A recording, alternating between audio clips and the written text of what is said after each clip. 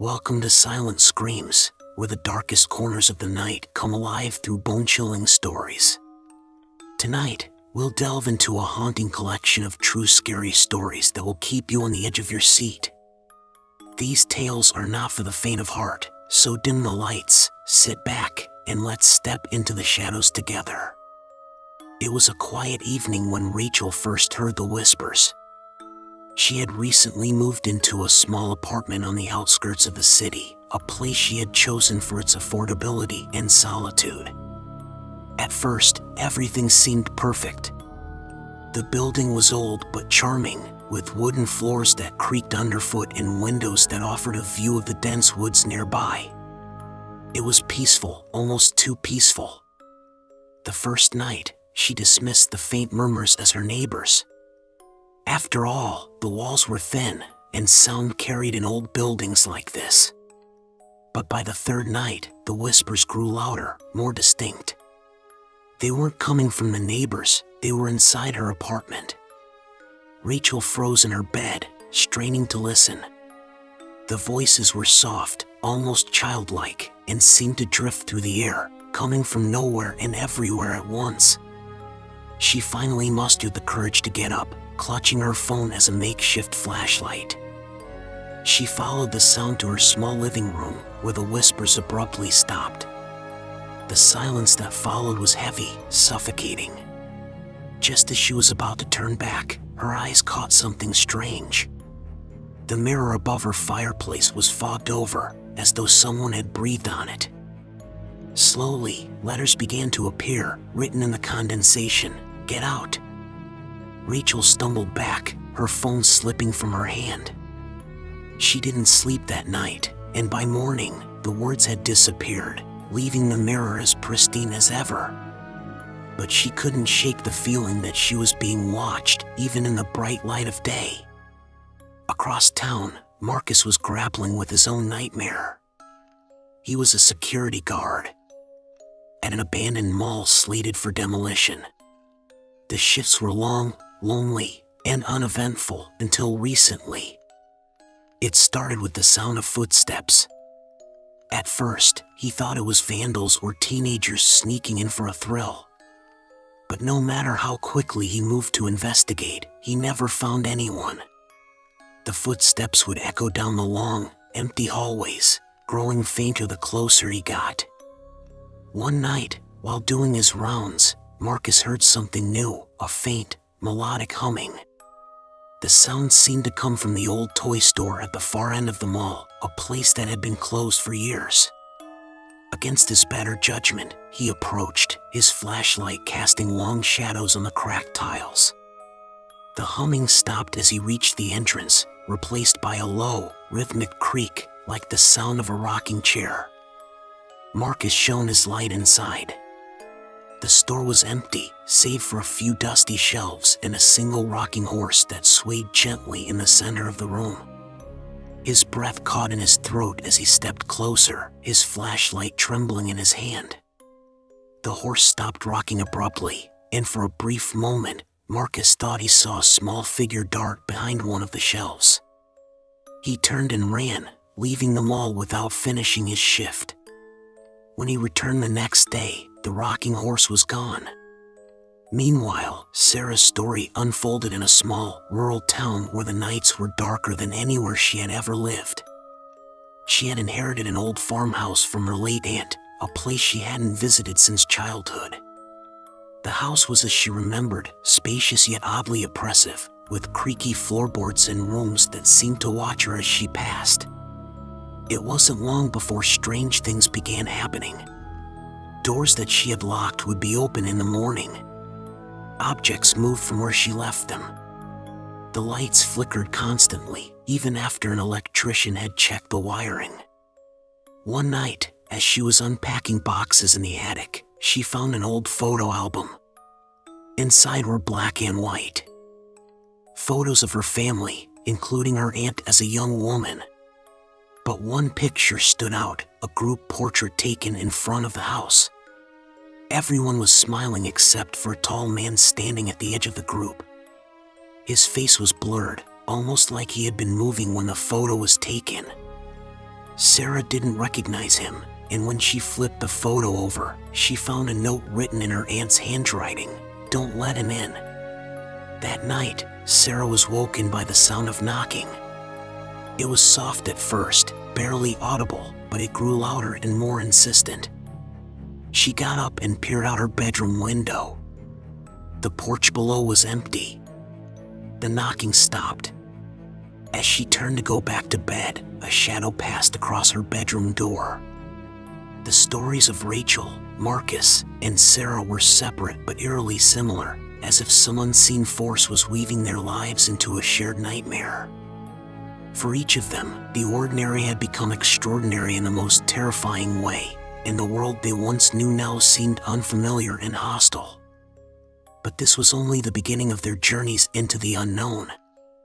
The whispers, the footsteps, the knocking, they were warnings of something far darker waiting just beyond the veil of reality.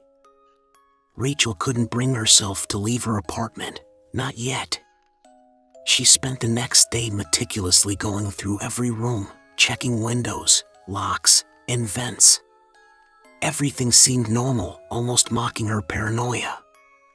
Yet, every so often, she would catch a faint whisper or feel the air shift, as though someone had just walked by.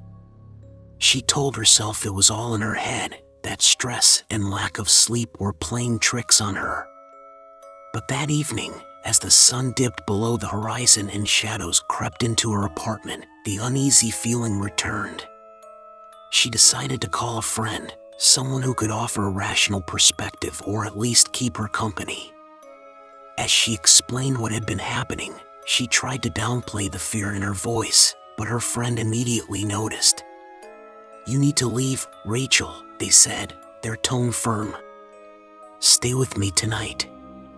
Just pack a bag and go." Rachel nodded, though they couldn't see her through the phone. She grabbed her backpack and started stuffing it with essentials.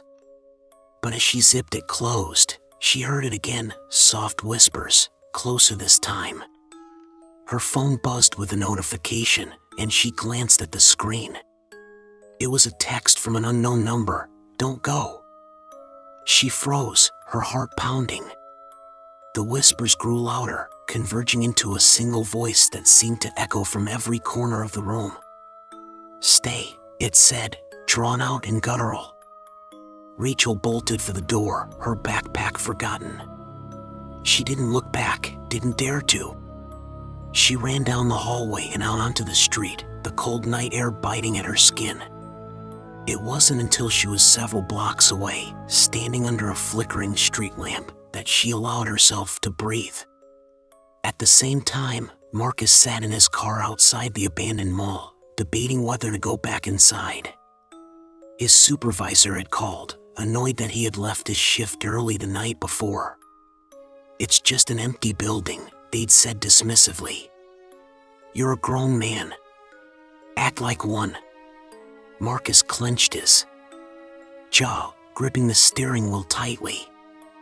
He knew what he'd seen, or thought he'd seen, but he couldn't afford to lose this job. He finally mustered the courage to re-enter, flashlight in hand, his steps echoing in the cavernous space. The mall felt different tonight, colder, darker. The air was thick with a heaviness that made it hard to breathe. He told himself to stick to his usual route, to ignore any strange noises.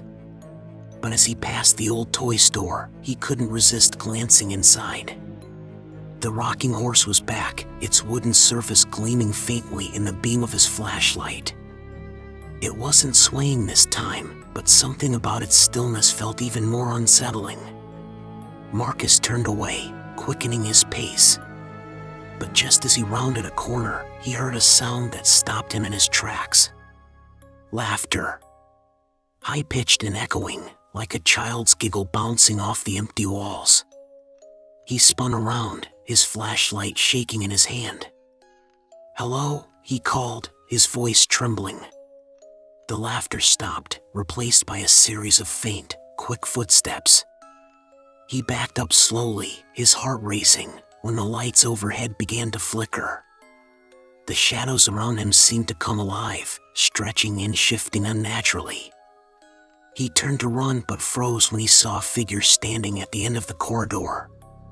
It was small, childlike, but its proportions were all wrong, its limbs too long, its head slightly tilted as if studying him. The figure didn't move, but Marcus felt an overwhelming sense of dread, as though it were pulling him toward it. And then the lights went out. For Sarah, the nights were growing longer and more oppressive. The strange occurrences in the farmhouse had escalated.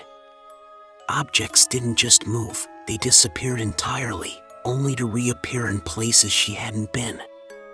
The knocking at night had become a relentless pounding, shaking the walls and reverberating through the house.